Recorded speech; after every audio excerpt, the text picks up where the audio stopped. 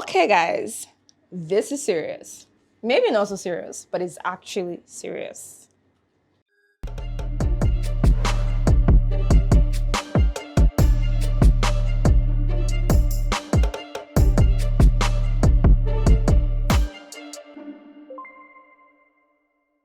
So guys, last weekend, billionaire businessman Femi Otedola made an announcement. Not another yacht, not another Ferrari, you guys. This time, a book. And he calls it Making It Big, coming next month. This particular news sparked a lot of conversations online. Who cares? I mean, making it big from a billionaire? Crazy. The media was excited. His circle were hyped, everybody, influencers were talking about it. But guess what? Just one tweet. This is literally crazy because one tweet can literally change the whole conversation online. So let me tell you guys something. There's been this account on Twitter that has been talking about big creatives in the industry, how they came from well-to-do family. Well, this particular tweet that started this whole conversation actually talked about how Femi Otedola's father was a former governor of Lagos State. Interesting.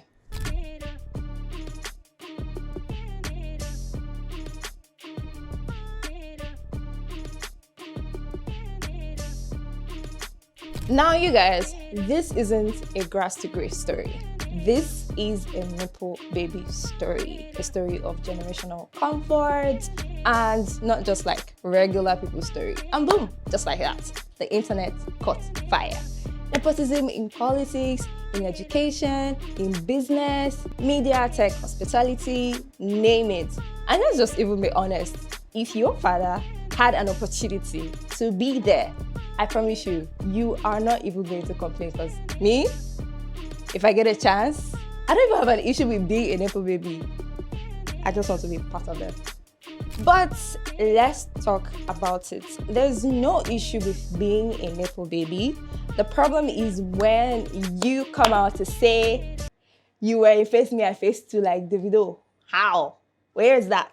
When we know you come from a wealthy family and suddenly you want to start claiming you're a trenches baby.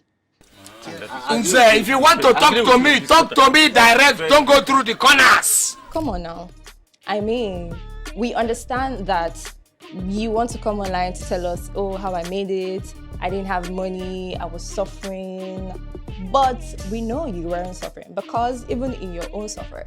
Take for instance. But my dad came to my show and I'm just giving you an example. He came to the show in State Farm in Atlanta. Okay. And he came to my show, and the next day he just called me like, my son, amazing show, good job.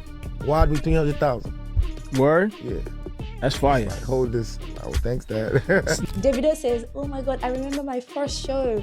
I wasn't even paid so much, but my daddy gave me this amount of money, much more than what I was paid for the show, for being a good boy.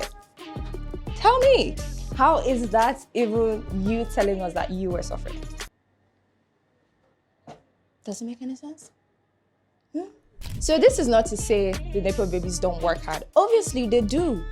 But there's a huge difference with you starting with connections, doors opening for you just because of your surnames, having the right access.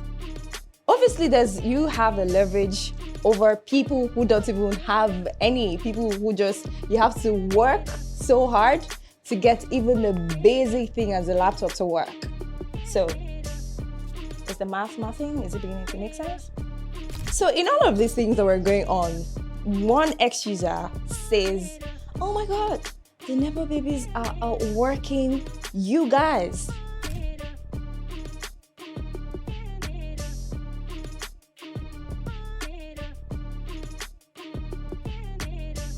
And just as the fire was brewing, they added fuel to the fire. And just like that, the internet went up in flames. I mean, replies rolling from people who have to do menial jobs, people who are hawking, people who's had to work their entire life. I mean, everybody had one crazy story to tell. And it goes ahead to prove to you that we are the poverty capital of the world. Well, all of you have money online. So yeah, everybody started telling their stories, how they've had to work all their lives. People who went to private schools talking about how their parents had to birth to send them to schools. People who have to hawk, do, plumbing jobs, cleaners, different things, just literally trying to prove a point that no, there is no way I am being outworked by an actor who woke up one morning and her first lead role, her first ever movie role is actually a lead character in a blockbuster.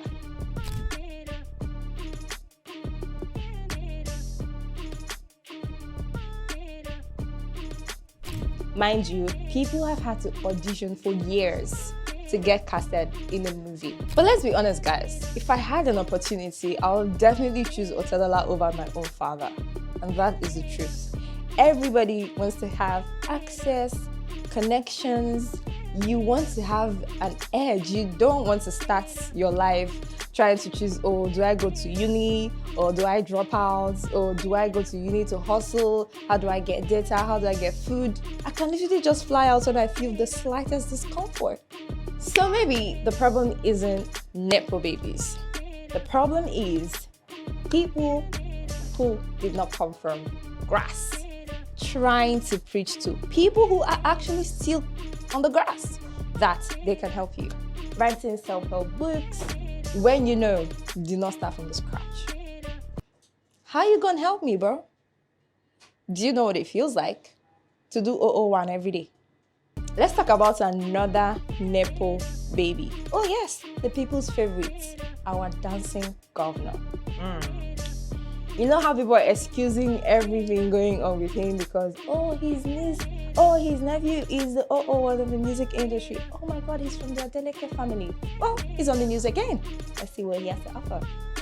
So, Governor Ademola Adeleke is on the news again. Not for moves this time, but moves of a different kind.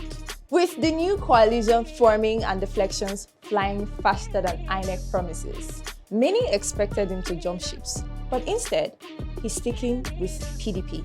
And not just that, he is actually backing President Tinubu for a second term. Now, you guys, this is where it gets interesting. PDP, APC, 2027, how is that going to work? How are you supporting APC all the way from PDP?